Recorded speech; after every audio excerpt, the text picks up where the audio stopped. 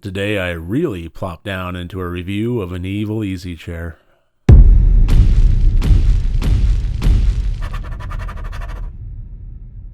Hello and welcome to Rotted Review of the Day, and today I am taking a look at the 2019 movie Killer Sofa. As soon as I saw the title and the box art, I couldn't resist. I had to pick it. I had to watch it just to say that I did and to weigh in on it. So here's the thing. Nobody is going to watch any review of this movie. Nobody's certainly going to tune into one of my reviews and expect to hear that it's a phenomenal movie. Nobody is expecting me to say that. It's a killer sofa movie.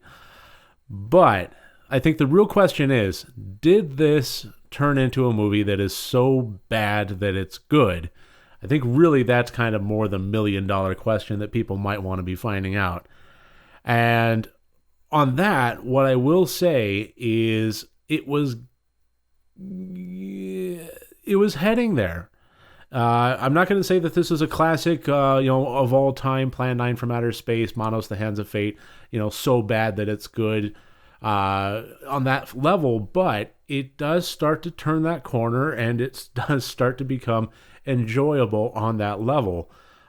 So this movie primarily follows the two main characters of Francesca and Maxie. And Francesca has a bit of a problem all throughout her life, and that is that people become obsessed with her.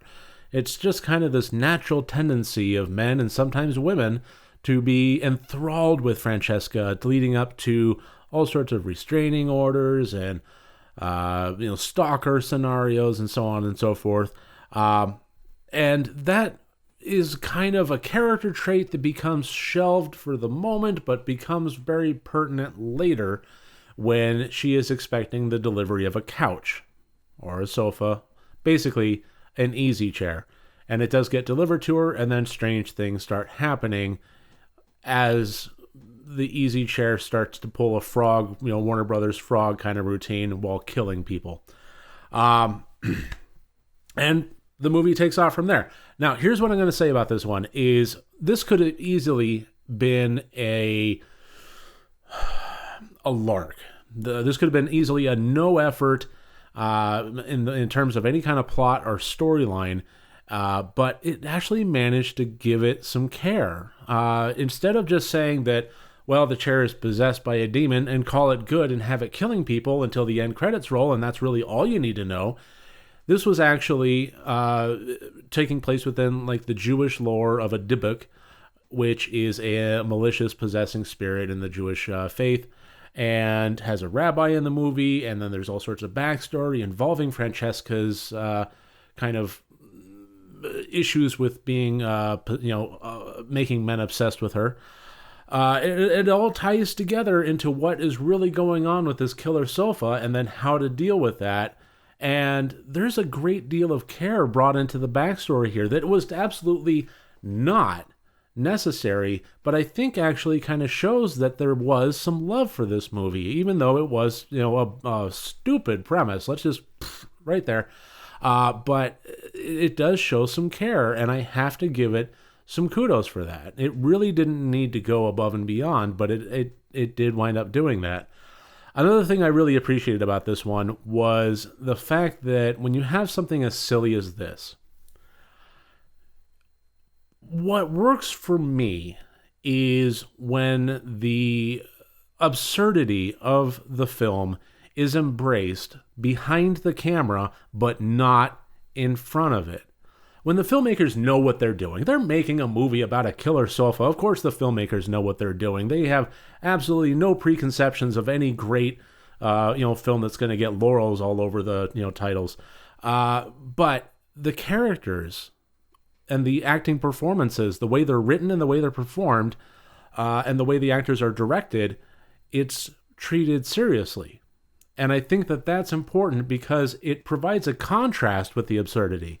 And nobody does that better, in my opinion, than New Zealand. And that's where this movie is based from. It's produced by Mad Kiwi Films.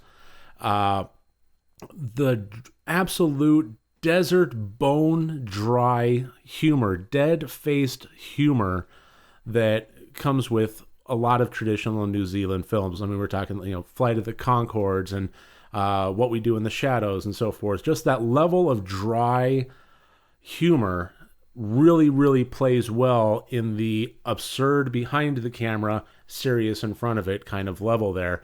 And it absolutely does work in this case.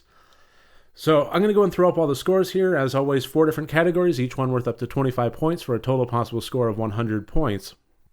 And of course, I'm not going to give a lot of high marks on this one. The plot as it was pretty weak. It is still a lot higher than I would have expected. When I first started watching this, I was thinking, okay, well, this is going to get a 3 or a 4. And then as I continued watching, I'm like, well, this is actually a little bit impressive. The fact that they give that much love to it, the fact that they introduce a Dybbuk and the kind of lore behind it, and then provide the layers of depth behind it. Okay, more points than I really anticipated. Still not a lot. Acting, yeah.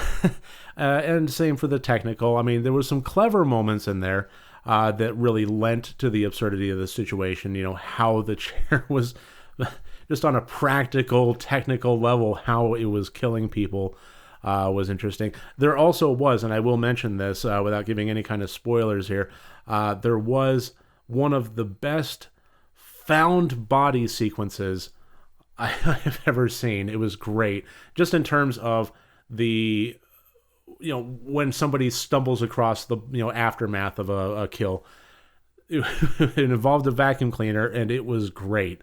I really, really loved it. I mean, it was just silly as all get out, but I did love it. And that kind of leads into the technical points that this one did get there. But really, the high points come down to the intent. And this wasn't something that wildly succeeded. It wasn't an epic success, but it was trying to be a funny movie about a killer sofa. And by gum, it was. That's right. And I enjoyed it in spite of myself. Was this so bad that it was good?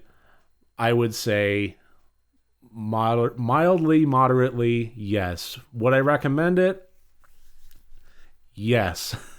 If you are on the fence about whether to press play on the movie Killer Sofa, then you already have all of the expectations in the world you need to have, aside from whether or not you should press that button.